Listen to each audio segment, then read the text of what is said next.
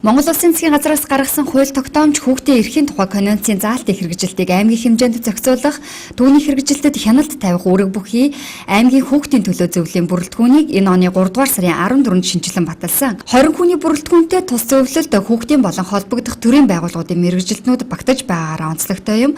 Дээрх зөвлөлийн анх дугаар хуралдаан энэ сарын 24-ний өдөр боллоо. Хүүхдийн төлөө зөвлөл гэж бол өмнө байсан.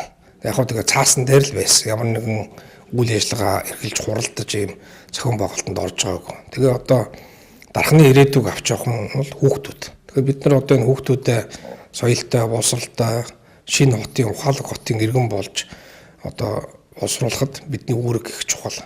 Дараагийн үеэ бэлдэх олон асуудлууд байна. Тийм учраас бид одоо мэргэжлийнхаа байгууллагатай хамтарч хагаад өмнө нь бол их олон дарга нар одоо энэ зөвлөлтөнд байсан. Тэгсэн мөртлөө хуралдаа ярьдаг. Тэгээ яг тийм байх ёстой юм уу? Гэт энэ бүрэлдэхүүн дээр нь ажилласан яг одоо тухайн байгууллагын мэргэжлийн хүмүүсийг зөвлөлийн бүрэлдэхүүнд оруулсан байна. Ингээ өнөөдөр одоо 100% эрчтэйгээр бид одоо хуралдлаа. Эндээс бол одоо чухал асуудлуудыг ярилцаж хамтаараа бид нар төлөвлөгөө гаргаж тэрийг хэрэгжүүлэх юм ажлыг ярилцсан байна. Хамгийн гол одоо төлөвлөгөөнд тусгацсан ажлууд бол хүүхдийн одоо нөхөн өрчгөн тал дээр сургалт, тэдэнд ойлгуулах асуудлыг ярьлаа. Мөн одоо дархан үйл ажиллагаа явуулдаг төрийн бус байгууллагуудыг хамруулах. Мөн одоо аж ахуйн нэгж байгууллагууд дээр хүүхдийн төлөө салбар зөвлөл, сумдууд дээр зөвлөлийг байгуулж үйл ажиллагааг нь хийдэг, үр дүн гаргадаг ийм л одоо асуудлыг энэ дээр ярилцлаа. Хуралдаанаар баримтлах бодлого, шинжээсэх хууль тогтоомж, сургалт зөвлөгөөн, ахлах ангийн сурагчдын мэргэжил сонголт, зорилттой бүлгийн хүүхдүүдэд чиглэгдэх ажил, хүүхэд хамгаалал, гэр бүлийн орчин зэрэг асуудлуудыг хэлэлцэж тодорхой шийдвэрүүдийг гаргалаа. Өнөөдрийн бас энэ зөвлөлийн хурлаар бид нэр 3 чухал асуудал дээр нэлээд одоо тулгуурлаж сайн ярилцлаа. Нэгдүгээрт нь бас анхаарал халамж дутсан орон гэргүй мөн сургуулиас завсардах магадгүй байгаа хүүхдүүд дээр бид нэг хамт олон нэг хүүхэд гэсэн ийм урайтай ажлыг зохион байгуулах гэж байна. Нийгмийн үйлчлэг танд аян бол их амжилттай сайн болсон. Яг энэ аян шигээ бид нэг байгууллагт одоо засаг даргын одоо захирамж тушаал одоо шийдвэр хүсэлтэд бичээд ингээд одоо та бүхэн маань энэ завсардах байгаа нэг л хүүхдийг танаа хамт олон хүн болгооч.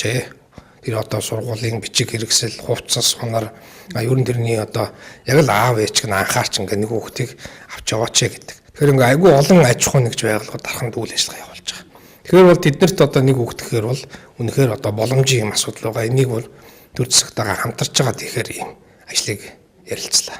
Мөн дээр нь бид нар орон гэргүй одоо энэ орц сонголоор байдаг хүмүүсийг одоо амьдрах байрыг янз янзаар шийдэх гэл ингээд явж ирлээ л дээ. Тэгэхээр ингээд нэг улсын төсвөөс хөрөнгө оруулалт мөнгө төгрөгөн дээр ингээд очиж гацчихдаг. Тэгэл нэг жижигхэн асуудлыг шийддэг энэ нэг хэсэг явж байгаа зогсох юм байдалтай. Энийг ерөөсө болио. Нэг үргэн иж үрнээр нь шийдээ. Тэгэхээр одоо ямар ч байсан энэ хүмүүстэй амьдрах, ажиллах, сургалтаа их тэр одоо халамжийн төв барих гацсан шийдэж өгье.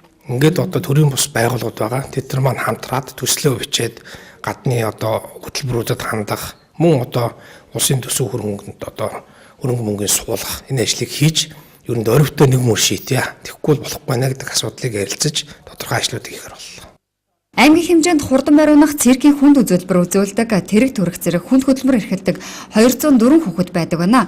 Энэ нь 2014 онтой харьцуулбал хурдан бариунаач хүүхдийн тоо 16.6%-аар, циркийн уран нугаралт акробатор хичээлдэг хүүхэд 75%-аар тус нэмэгдсэн байна. Иймд хүүхдийн хүнд хөдөлмөр эрхлэлтийг зогсоох, гэмтэргийн хохирогч болох эрсдлээс урьдчилан сэргийлэх зэрэг ажлуудыг энэ төрөнд хийх нь чухал гэдэгт энэ үеэр зөвлөлийн гишүүд санал нэгдлээ.